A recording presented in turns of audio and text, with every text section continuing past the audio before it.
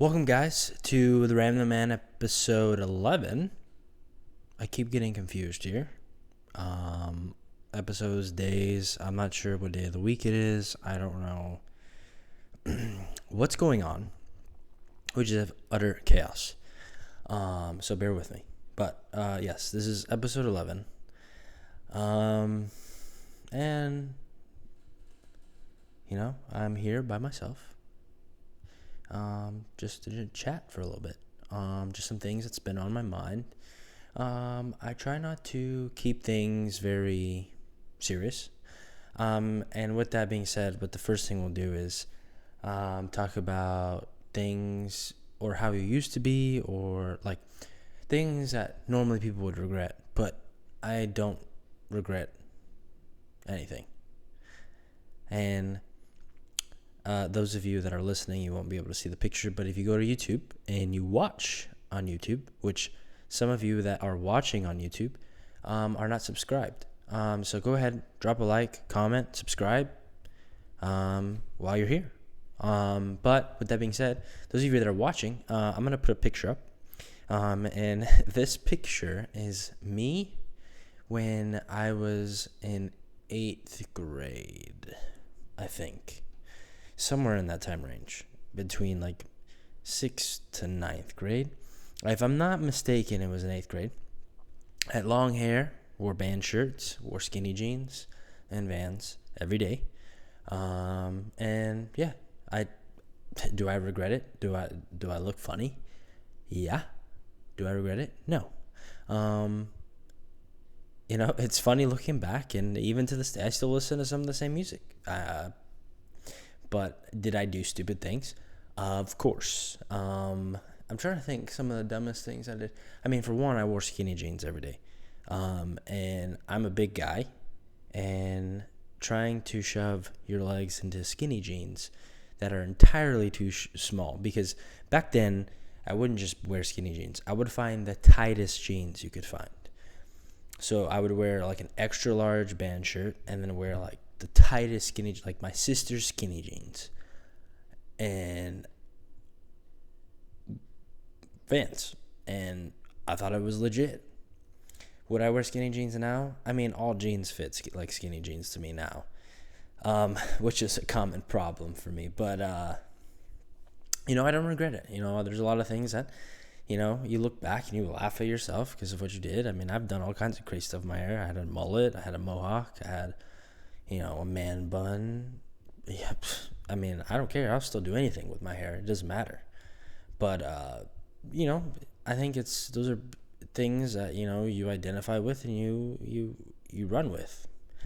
And it's just, I look back and it's funny. You laugh at that picture and it is funny, when you look at what you did and what you've learned from being in middle school. It was a weird time in most people's lives. And it just makes me think, are we judged by our past decisions?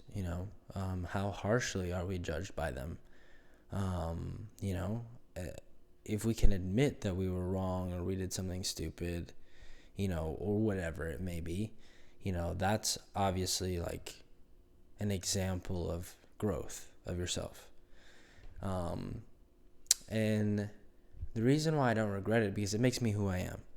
There's a lot of things that, especially when you're in middle school, it's an odd time in your life. You don't know what's going on, who you are, who you want to be around, and you're trying to impress all these people and all of this bullshit.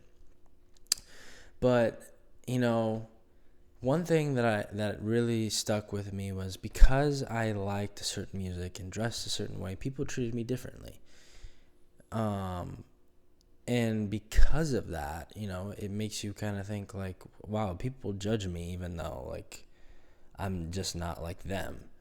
And for me, what it really did was, it made me really think about like what's important to me, what other people think, or my own opinion of myself. If I like this, if I want to go out and wear a rainbow dress and high heels and a tuba and shave my head and get piercings all over my face, and just the most obnoxious things you could think of. Not that addressant, but the combination of everything, and wear snakeskin chaps.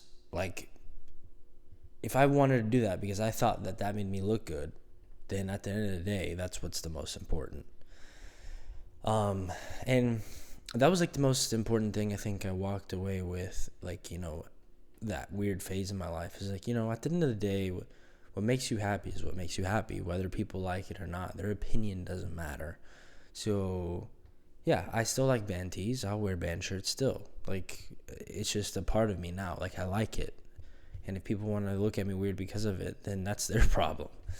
And the reason why I bring that up is because, I just think about what's going on. And, you have so many different things. And it's hard to wrap my brain around because, there's so many different things. People want to say it's simple, but it's not, It's not as simple as people think. And that's the hardest thing for people to understand. There's so many things that I think that through history is proven to be true. Systematic oppression, systematic racism, people of color have been persecuted and oppressed and all this stuff for so long. It's undeniable that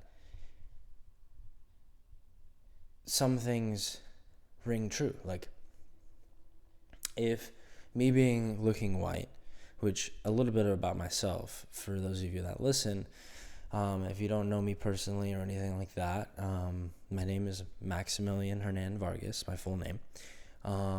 And my dad and his parents are from Chile.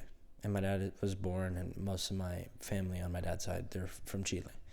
My grandparents left Chile because of the dictatorship of Pinochet, which was a coup. They overthrew the government, and then they were killing people, kidnapping people, awful things. So my grandparents left. They came to the U.S., and they were able to get their citizenship eventually, and my dad is a Latino.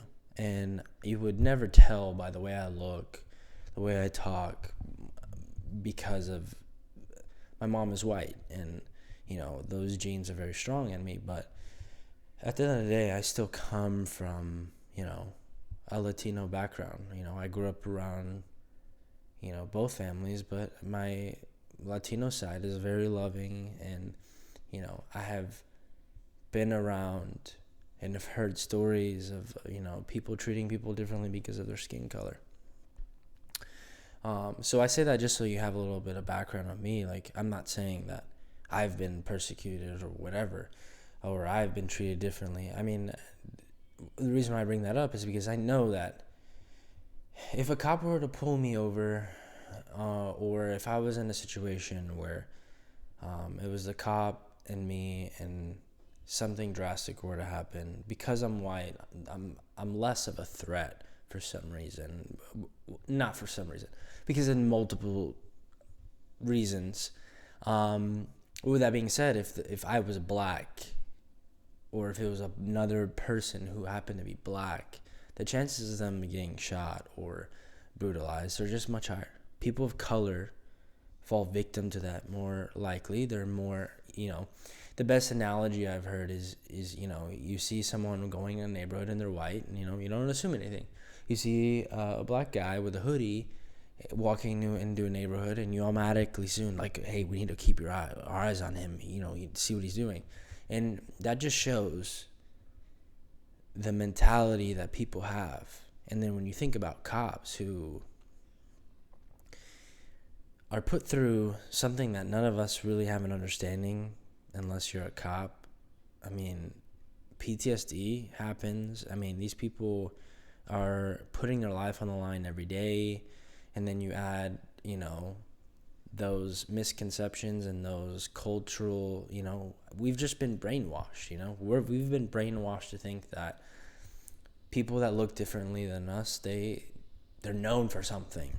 And that's just messed up, At the end of the day, I'm not one of those people that thinks all lives matter. I mean, at the end of the day, all lives do matter. Black Lives Matter is a representation that black people or people of color, black people and people of color are discriminated against, or that they're oppressed, or there's systematic racism and they're brutalized and more likely to be killed. And that's true. I support the cause, the concept that they initially have. I completely agree with. I mean, but all lives matter in the grand scope of things, in my opinion, as well, because people are people, regardless of color. We're all just human beings. And it doesn't matter what color you are, you can still be a piece of shit. You can be tall and fat and purple, or you can be whatever. You can fill in the blank with the size, shape, color, religion, and they could still be a piece of shit. That doesn't mean that all the descriptors of that person equal piece of shit. That's not how it works. People are messed up because of different variables in life. And that's the things that people have to realize is, there's things that need to be fixed and that have to be addressed and recognized that have been done to people of color.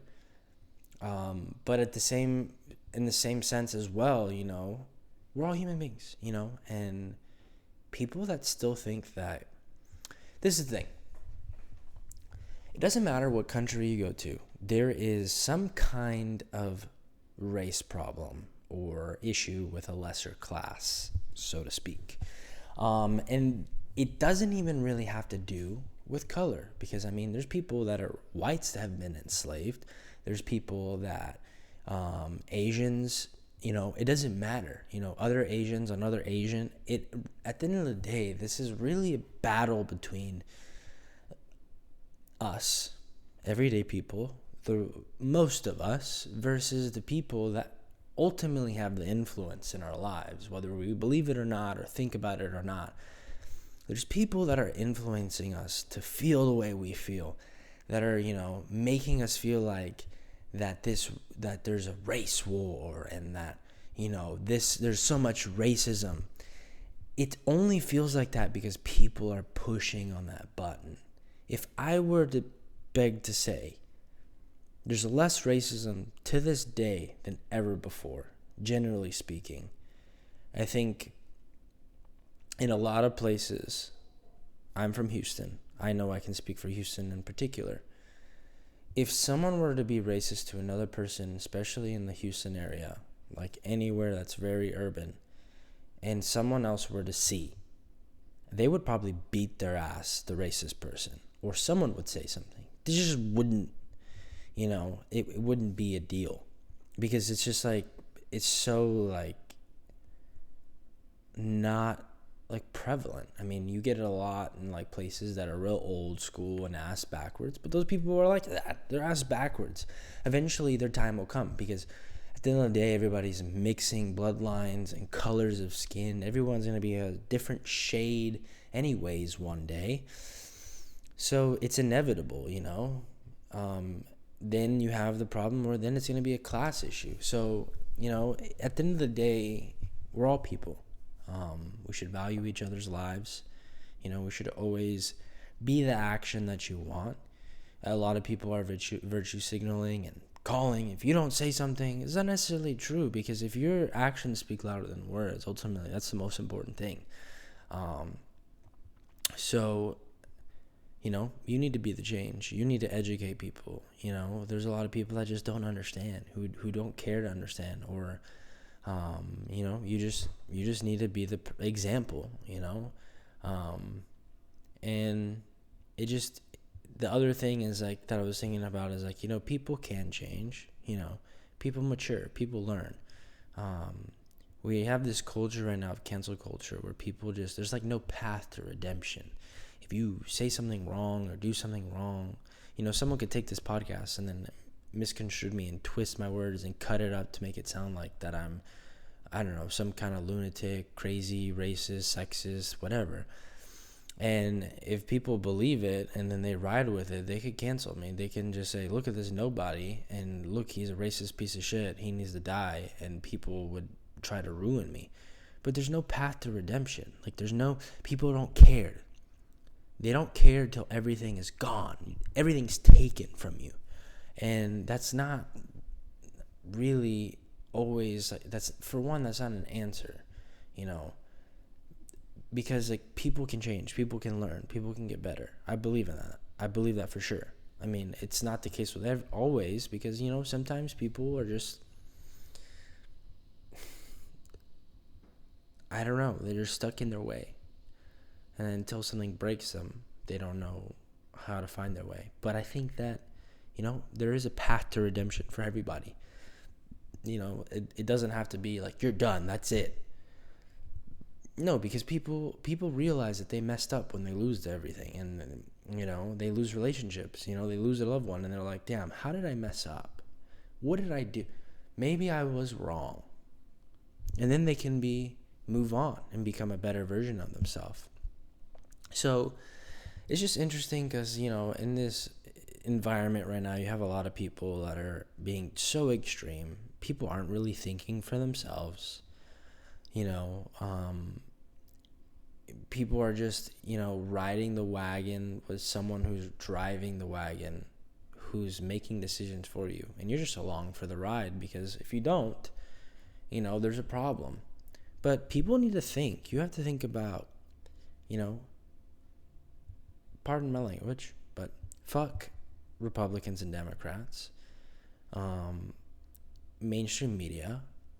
You know, they all have agendas that they're pushing us into these, you know, these ways of thinking that don't necessarily have to be right, or they may not be right, you know, because everybody's pushing for their idea without compromising or thinking about, maybe we need to be thinking about this together and how can we improve this.